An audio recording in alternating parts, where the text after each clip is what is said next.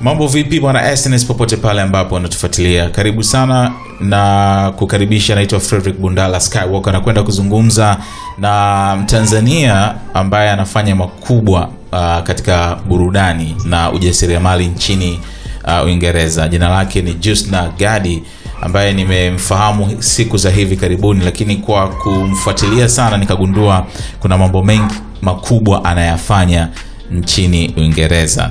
Na kwa sasa kwa sababu amekuja kwenye likizo nyumbani, nimeona ni vyema kama nikizungumza naye mawili matatu, japo hakuwa amejiandaa kwa interview hii, lakini kasema Jusnah huendi UK pasipo kutupa elimu 2-3 kwa sababu mambo unayofanya ni makubwa sana. Karibu sana. Sawa, asante, nashukuru. Najua ukiwa UK huongei sana Kiswahili, kwa hiyo hapa itabidi tusamehe. Yani nitajitahidi sana, lakini ndio hivyo, Kiswahili changu kibovu kidogo. Kizuri, mbona naona akijaribika kabisa, kiko vizuri. Unaweza kuona wasosnacho tu. So mambo vipi? Poa, yani I'm so excited, nimefurahi sana kuja hapa. Okay. Yeah. Na mimi pia nimefurahi kukuona at last. Mara ya mwisho nilikuomba kwamba tufanye mahojiano kwa njia ya Zoom na nini, lakini nimefurahi kwamba tunafanya face to face. Yeah, okay. Definitely. Okay. So, kwa mtu ambaye anatakuwa mfahamu Jusnah, hebu introduction fupi. Jusnah ni nani na anafanya nini? My name is Jusnah. Kama ulivyosema, mimi Mtanzania, naishi huko UK London. Na nafanya biashara tofauti. So I would say I'm an entrepreneur. So I have a music company which is called Young Music Boss, and I also have a food company which is a restaurant called Hot and Juicy Shrimpldn. Umesoma sheria? Yeah, nimesoma sheria. Umesoma chuo gani sheria? Chuo gani? What do you mean, like which university? Oh, yeah. So I went to Birmingham City University, kwa hiyo iko Birmingham, Midlands huko UK. And for law school nimesoma London, so I went to a law school in London. Okay. Nataka tujue kuhusu familia yako. Ulizaliwa UK ama ulitoka huku kwa mdogo, ilikuwaje? Nilizaliwa UK, so nilizaliwa London, lakini nilikulia Holland. So I actually grew up in Holland, and then in 2001, which is a very long time now, yani miaka 20 zinafika sasa hivi, we moved back to London. Kwa hiyo sijawahi kuishi Tanzania. Sijawahi kabisa? No. Unawezaje at least lugha usisahau Kiswahili? Yani najitahidi tu, because I feel like yani it's a part of my identity. Yani kama lugha sijui, I feel like I lose that attachment. Yeah. You know? Kwa hiyo ndo najitahidi tu. Okay. Nataka nijue kuhusu wazazi wako. So wao walikuwa wanafanya nini mpaka wakajikuta ni watu wa nje zaidi? You know, unfortunately mamangu sasa hivi marehemu, and by the way niliona umempost siku moja ukikumbuka anniversary ya kifo chake. Pole sana. Asante. Kwa hiyo kuna maswali mengine ambayo sikuwahi kumuuliza, lakini okay. But I know kwamba, you know, we came from a family that had a lot of international kind of connections. Kwa hiyo I know kwamba babangu walikuwa kasha tangulia huko Uholanzi. Kwa hiyo I think that naturally ndo na yeye akamfuata, wakaanza maisha Uholanzi, and a lot of my aunts walikuwa Uingereza. Kwa hiyo ndo hivyo I think. Na mko wangapi kwenu kwenye familia? Yani my immediate family, am I starting from no. Baba na mama watoto wao? Okay, baba na mama tuko wawili. Okay. Baba ana watoto wengine, lakini baba mmoja mama mmoja tuko wawili. Okay. Yeah. Na ndugu yako pia yuko UK? Yeah, she's in the UK. Ni mwanamke kama msichana kama wewe. Okay. So maisha UK yakoje baada ya kutoka Uholanzi? Naona umeishi zaidi UK. Yeah. So how is life there? Au ulipokuwa mdogo ulikuwa unafanya nini? I think life is kind of like the same everywhere. Yani machangamoto hayo tunayakutana nayo, like it's just the same. Okay. But I think the main difference ni kwamba ni baridi. And that's it. Lakini those life challenges na nini zinakuwa the same. Yeah. Okay. So wewe umekuwa mpenzi wa entertainment kwa sababu sasa hivi kampuni yako inahusiana na muziki na ni mtu ambaye ni mdau ama mtu unayefuatilia sana muziki. Umesoma sheria pia. Tulitegemea labda ungeenda kuwa lawyer sehemu, lakini umeamua kudeal zaidi na muziki. So ni kitu ambacho ulikuwa unakipenda tangu kwa mdogo au? Yeah. Tangu nilikuwa mdogo, yani I just loved entertainment, I loved music. Okay. Lakini mambo ya sheria na mambo ya muziki it's not separate. Yani una ukaribu sana kwa sababu hata muziki mwenyewe una sheria, kuna sheria za muziki. So yeah. Okay. So basically unafanya nini? Unaitumiaje sheria kwenye kampuni, kwenye muziki? Okay, kwa hiyo platform yangu it's a lot about education. So we do a lot of educational resources. So we deal with the legal and business affairs side of the industry. So that is educating people on intellectual property, educating people on different contracts, different contractual rights that arise for artists, for managers, for different entities within the music industry. Na at least unafanya kazi hiyo kwenye nchi ambayo inauelewa zaidi kuhusiana na masuala ya intellectual properties, copyright na vitu kama hivyo. Kwa huku nyumbani sasa hapa nyumbani Tanzania bado sana uelewa wa hizi copyright zikoje, intellectual property ni shida sana. Unaamini kwamba siku moja ungependa kutusaidia pia upande huo, sio? Yani that's my goal, that's my immediate goal. Ndo nataka kujipanga niweze kufanya shughuli hiyo kwa sababu I think that Tanzania has so much potential. Yani when it comes to like vipaji and talent, yani that's something that's undeniable. Ipo, that's everywhere. Lakini kuna mwendo mrefu bado wa kusafiri as far as our industry and making it more sophisticated na elimu as well. Kuna vitu ambavyo bado hatujavielewa. In order for us to be a strong industry, to be able to compete on a global scale, it's very important that we start taking those steps. Kwa hiyo mimi nikifikiria my role and my part of what I want to play in Tanzania ni hiyo, that kuelimisha, to be in that position to educate people and help them understand things, especially when it comes to like artists, kuelewa how to maximize income, how to understand different royalty streams, and also kujenga hizo technologies and those mechanisms ambazo zinaweza make our industry more sophisticated and track those different streams. Lakini that's a long, there's a long road to travel. Lakini I think that the first step ni elimu. Okay. Na ukiwa huko ukifuatilia industry yetu ya Tanzania, bila shaka kuna baadhi ya vitu ambavyo naviona haviendi sawa kwa namna ambavyo sisi tunaendesha industry yetu kisheria, lakini pia na namna nyingine pia labda katika biashara na nini. Kwa haraka vitu gani ambavyo huwa unahisi hatuvifanya kwa usahihi na ndio maana labda hatufiki kwenye potential yetu? I think kwamba ni infrastructure, and again it always comes back down to like elimu, kuelewa kwamba hii biashara ya muziki is beyond just the msanii and manager. There's so many different entities and so many different organs. Yani inakuwa kama mwili wa binadamu, like it's like a human body, that's the industry, but there's so many different organs that have to operate in order to make it run.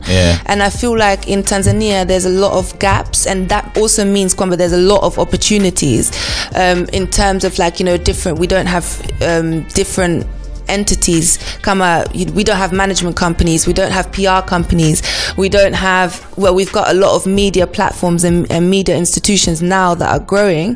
Lakini I feel like there's so many different agencies that are missing within the industry that we need to start to build in order for us to have a stronger industry. Okay. Kuna mengi sana ambayo ningependa kukuuliza kuhusiana na industry ya UK na connection na sisi wa Tanzania. Hiyo nitakuuliza baadaye, lakini nataka tujue kuhusiana na part yako ya ujasiriamali. So nimesoma article kwenye Forbes, by the way, nilisema wow, this is very nice. Kuna picha yako upo na partner wako anaitwa Samantha Pasco, na Forbes wameandika meet Jusnah Gadi and Samantha Pasco, two entrepreneurs bringing seafood balls to Europe. So hii nini inaitwa Hot and Juicy? Yeah. Nini Hot and Juicy Shrimpldn. Kwa hiyo it's a restaurant. We have a food business, so we have 2 takeaways, but it's like you kama ushawahi kwenda au kuona kwenye internet like seafood boils. Yani it's like a Cajun culture that comes from the South America. Kwa hiyo it's like, you know, it's a boil. Kwa hiyo you have crab, you have lobster, you have prawns, just a mixture and combination of different type of shellfish and seafood, which you create in a boil, and there's like a whole culture around it, which is something that exists already in America. It's quite known especially in South America, but it's when we brought it to the UK, it was quite a new kind of like, you know, phenomena. So we were one of the first companies to kind of like, you know, create that experience within the UK. But it's a food business, so we have 2 takeaway restaurants. Mwanzoni ilikuwa too easy watu wakaelewa na mkapata wateja like from the start? You know what, kusema kweli, we were lucky kwa sababu we were one of the first to do it in the UK. Sasa hivi wengine wanafanya pia. Yes, sasa hivi kuna wengi wengine, but we were one of the first to do it in the UK, and I also think it's the way that we did it, you know, the way that we executed our marketing, you know, so I think that's why it grew so quickly. We were able to grow so quickly, and also the taste. Oh yeah. You know. So wewe pia unapika na partner wako ama ni mko na chef wengine? No, now squeezy obviously because we've grown. Yani hatupiki tena wenyewe. Mwanzoni mlianza wenyewe. Mwanzoni jikoni kwangu na yeye jikoni kwake. Okay. Yeah. Au so kwenye sector mapishi pia uko vizuri, sio? No. Yani I mean I can cook, lakini nilikuwa sina ndoto hiyo ya ku like have a food business or to operate in the food industry. It just happened. Okay. Alafu ilivotokea, yani we grew so quickly and so fast, tukaamua, you know, actually let's try and do this properly, and let's try and really build this and scale it. Tulijaliwa tu, it happened, and then we just took it all the way. Na kwenye hii article nimeona kwamba baada ya kuanza kuifanya sasa kwa professional way, mmepata wateja wengine wakubwa kabisa na mastar celebrities wanakuja pale. Yeah. Kina nani, Kojo fans, anaitwa nani? Kojo nimeona wanakuja hao yani. Yeah. Wow. So it's inafanya vizuri. Na sasa hivi ile ya kwanza ilikuwa wapi? Place it was in East London. Na hii pili it's in North the first one was in East London, the second one is North London. So there's a place called Bethnal Green in East London, and then the second one is in a place called Wood Green in North London. Okay. Yeah. So wapi zaidi majukumu yako yapo? Yani wapi unapatikana zaidi? Kwenye kampuni yako hii ya masuala ya muziki ama kwenye restaurant? Yani Jusnah kwa siku anakuwa wapi zaidi? Kwenye biashara ya muziki. Yeah. Na huko ndio kwenye passion yako. Yeah, that's my passion. The food thing, you know, I as an entrepreneur, I do enjoy the process of building something and building a brand. Kwa hiyo I think that is kind of what kept me in the game with the food side. Like, as I said, I'm not really passionate about food, and I can't lie kusema kwamba I've always had this dream to be, but I've always had a dream to be in music. I've always wanted to operate within music. Yeah. Kwa hiyo that's my passion project. Na dada yako yanafanya nini? So she is actually the founder of the UK's first black-owned male grooming brand. Yeah, kwa hiyo wana hizi products wanaume, but specifically catered to wanaume weusi. Okay. Because you know nywele zetu zinakuwa tofauti. So the type of products that we need are different. So they have different kind of oils, shampoos, and all of that. And now, you know, her company has grown so much. Yani yuko, she's in Zolando, she's in Saks, she's in 250 stores in Sainsbury's. She's killing it. Oh yeah. Yeah. Shout out sana kwake. Anaitwa nani? Lina. Shout out sana kwa Lina. Yeah. Wow, mambo makubwa. Familia yenu unaona mna kwenda hard, go hard. Yeah. Safi sana. Okay. So sasa hii nataka nikuulize maswali ambayo Watanzania wengi wangependa kufahamu kuhusiana na industry yetu. So hivi karibuni Wizkid alifanya show kubwa sana. Sijui ulienda? Yeah. Hiyo Made in Lagos tour. Ulienda kwenye ya kwanza, ya pili, ya tatu? Ya kwanza. The best one. Ya kwanza ndio the best one. Yeah. Ile ambayo Chris alipanda. Yeah. Okay, sawa. Sasa huku nyumbani tulikuwa tunaongea sana. Tunatamani kufika hiyo level. Najua sio rahisi na nini. Na kuna wasanii wengi sana hapa nyumbani, hasa wale wakubwa wanamwangalia sana Wizkid vile anafanya, unaona. Na sisi tunatamani pia tuwe kama hivyo. Kwanza tuanze na imekuwa kwa nini ni rahisi sana Nigeria kufanikiwa London ama UK tofauti na nchi zingine? Hawa jamaa wako wengi sana au ni nini? Yeah. I think kosa la kwanza ni kufikiria kwamba ni rahisi sana, because it's not easy. Yeah, it's not easy. Whether you're Nigerian, Ghanaian, student, it's not easy. Wizkid is 15 plus years in the game. Yeah. You know, it's been a journey. Lakini the one thing I would say that makes it a little bit easier for a Nigerian or Ghanaian versus a Tanzanian, kwa sababu diaspora yao ni kubwa sana. Yeah. So somewhere like England, there's a big diaspora of Ghanaians, a big diaspora of Nigerians. Of Nigerians. Kwa hiyo it's easier, the music is easier to translate. You know, the music is and they can sell out those arenas because they have a high number of populations. Wow, but also because there's such a big diaspora, naturally that culture translates within the popular culture that is within the black, especially the black community. Kwa hiyo, in terms of the music that we listen to, in terms of the clothes that we wear, in terms of the trends that we follow, that if in a place where there's a lot of Jamaicans, people will naturally start picking up Jamaican cultures, Jamaican music. It's the same thing. I think it's the same thing with like Nigerian, Ghanaian.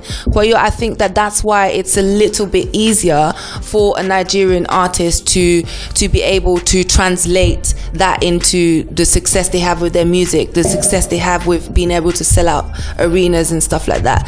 Lakini you know, what Wizkid did is something that is historic, is something that's phenomenal. He sold out a 20,000 capacity venue 3 nights in a row.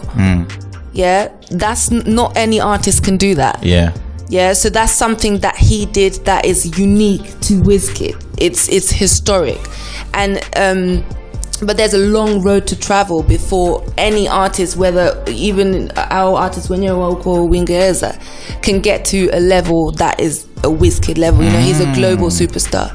Lakini, I think that the main challenge for us as Tanzanians and Tanzanian artists is the what I said about we have a very small diaspora, lakini pia hatujajipanga the way Nigerians wamejipanga, na hatupambani the way Nigerians wanapambana, and I think that there's a disconnect there. And also I think that in the music there is a bit of a language barrier as well. You know, because even though Nigerians, they use different Nigerian dialects and but they do mix it with English, but they use different Nigerian dialects that we still sing along to. Like I said, I think it becomes more translatable because they have that big diaspora, whereas we don't. Kwa hiyo, I think that the key is what would help artists is to try and create records that would have that crossover appeal. You know? Na mara nyingi sana pia tumekuwa tukisema kwamba hata ukiangalia Marekani pia unaangalia label siku hizi, unaona labda mtu president ni Nigeria, angalia YouTube sasa hivi bosi wao wa Afrika, nadhani UK na Australia na wapi, Alex Okosi Nigeria. Yani wameenea sana kwenye hizi sehemu ambazo zina executive decisions. Kwa hiyo labda ile upendeleo na nini, lakini nafahamu kwamba pia kuna Watanzania wengi ambao wamesoma, wana elimu. Unadhani labda sisi hatuko aggressive sana kutafuta hizi nafasi au ni nini? I think it's a bit of I don't know. Siwezi kusema kama atuko aggressive. I think that there's a disconnect. I think that atupambani the same way that the same way that they might do. And I think that there needs to be that link. There needs to be that bridge between the diaspora and the Tanzanians who are on the ground in order to strengthen the industry. But wapo yani tunakuja. I think we have a long way to go, but I can think of a lot of rising executive talent within music of Tanzanian women like myself, like Natasha Stimbuli, like you know, my friend Sozi, who are doing incredible things in the industry. And I think that it's just we just need to, like I said, create that bond and keep building. Okay. UK Afrobeat muziki wao imetekwa sana na I mean streams, I mean airwaves kwenye radio, kwenye TV. Naona West Africans wamejaa sana. Sisi muziki wetu una nafasi kweli, yani katika pita yako umebahata bahati mbaya kwenye radio kweli za kule UK. Muziki wetu unasikika kweli? I think kuna nafasi, but like I said, you know, outside of just making good music, because we make good music, the talent is undeniable, lakini there's so much more that goes into it in terms of strategizing, in terms of planning, in terms of building the right networks, you know, in order to be able to penetrate those kind of spaces. And I think that is what is missing. Atujapambana, like we don't understand all those different functions that make the industry you know, turn. Kwa sababu what you see on radio, it's not by accident. There's a plan that was put into place in order to land that song in a position to be played on radio, to be circulated in a certain way. Sio tu kwamba ni wimbo mzuri. No, that also happens, of course. It has to be a good music. Lakini there's a system. Oh yeah. Yeah. Na unamjua nani? Sio? Yeah, I mean, who do you know is a big part of it, but like, how have you packaged your music? How have you strategized your rollout? How have you planned your campaigns? How have you engaged PR?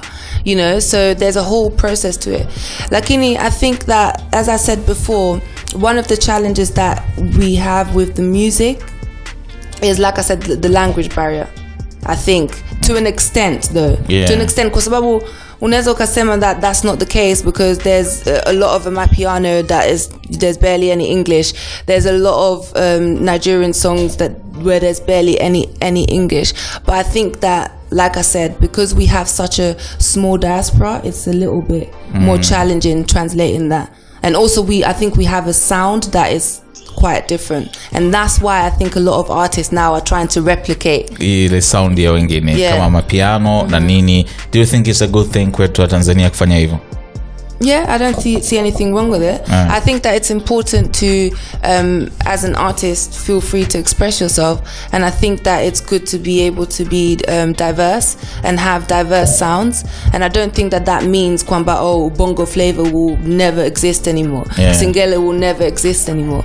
I think there's room for all of it. Okay. Na ukisikiliza wanamuziki ambao unadhani kwa aina ya muziki ambao unaofanya kwa audience ya UK na jinsi ambavyo unajua culture yao na moods zao, nani anaweza kufanya vizuri sana kama akipitia hizo process zote ambazo umezisema? Marioo is next. Marioo. Yeah. Kwa nini? Because I think that he's a star. I think that the challenge for Marioo, again, like I said, it's about the language barrier. But you know, trying to have some music that has a bit more of a crossover appeal, but that's something that you can work on. Lakini Marioo is someone who's very talented. He's a exceptional songwriter. You know, he's an incredible performer, and I think that even at this stage that he's at right now, he's very well packaged, and I think he has the potential to go all the way. Kwa mtu kama Vanessa Mdee ambaye sasa hivi ameacha muziki, unahisi kama ange push harder, singe kwa rahisi sana kwake? Alikuwa amejiandaa pia, hata yeye mwenyewe Kiingereza yuko vizuri, hata tu kwenye kuwasiliana sababu ya advantage yake kuishi nje na nini. Okay, sawa. Kwa hiyo tuna nafasi, lakini ndio hivyo umesema ni mchanganyiko wa vitu vingi sana. Do you think tunaweza kweli ama ndio tutabakia kuwa hivi tu? No, I think we can do it. I think we can do it. Like, the mentality has to change, and also elimu is very key, and we have to make sure that elimu happens at all stages, at all levels, and for all stakeholders, like from the radio stations, the artists, the managers, the A&Rs, the labels, and building a proper infrastructure around our industry. Na tukifanya hivyo, I think we're next. Yeah. Okay. So nini ambacho kikubwa zaidi unafikiria kukifanya wewe mwenyewe sasa kama ndoto yako hapa Tanzania? No, overall huko uliko UK na kwa ujumla. In general, okay. Yeah. So ndoto yangu, actually it's related to Tanzania, like my biggest dream kwa ajili yetu sisi. Yeah, my biggest dream and focus at the moment, kwa sababu this is my country, this is my home. Sijakulia huku, lakini this is my home. Moyo wako huko. Yeah. And I want to contribute. And I think that the way that I know how to contribute is through music and through music business. So I really want to help elevate the industry. Kwa hiyo ndoto yangu kubwa sana, especially on the publishing side. So I want to help on building proper structures to help on the publishing side, and to help artists really start making money and maximizing their income. Kwa sababu kuna wasanii wengi kubwa ambao ni wakubwa sana Tanzania, lakini bado there's no money, hamna mafanikio kabisa, lakini wakubwa sana, hamna mafanikio, that benefit of being an artist hawaioni. And I feel like that is it's not fair. It shouldn't be like that. But like I said, it's a long process, and education has to come first. Nimeona umekutana na Salam, manager wa WCB. Ni mtu ambaye ana exposure, akazunguka. Mpiga story gani? Nyingi sana tu, he's someone who shares his experiences with me. He gives me a lot of advice when I ask the questions that that I feel like I would like to ask, because I think that Salam is someone who they've accomplished a lot. Yeah. They've accomplished a lot from taking someone like Diamond on, like he's an international superstar now.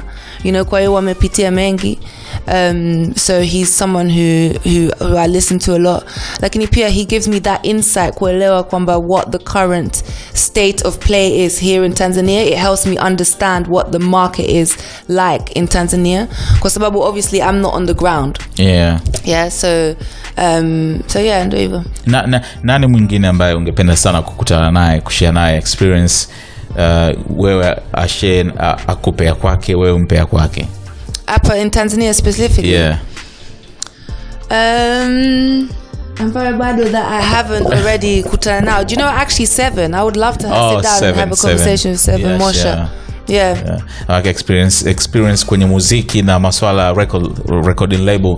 Yuko amejua vitu vingi sana. Okay. Wow. Umemtaja Natasha Stambuli, by the way, ni ndo mkubwa wa Boomplay. Unaona, by the way mimi namfahamu na nafahamu uwezo wake mkubwa. Ni mtu ambaye unahisi anaweza kufanya vitu vikubwa sana pia, sio? She is going to. She's going to. I know what her plans are. And I know what she's preparing to do.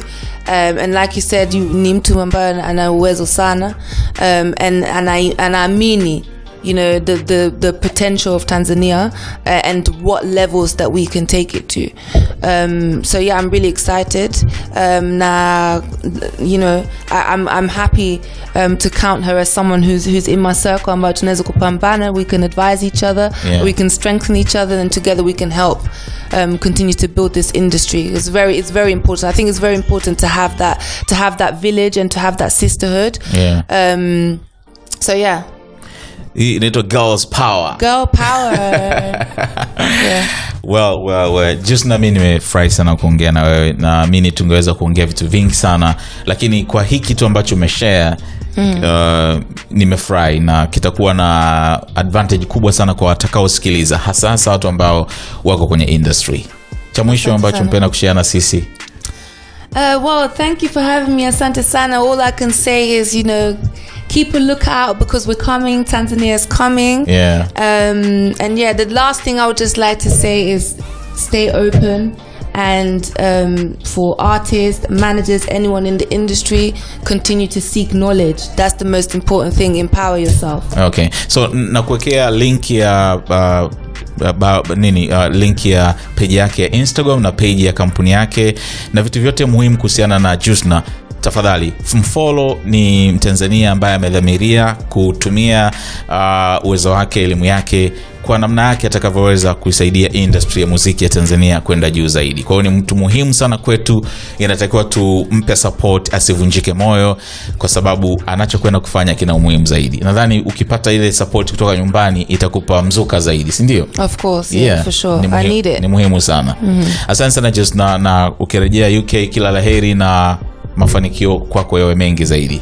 Asante sana. Na usio. Thank you. Nikushukuru pia wewe ambao umekuwa nasi hapa. Mimi naitwa Frederick Bundala Skywalker. Next time, kwa heri.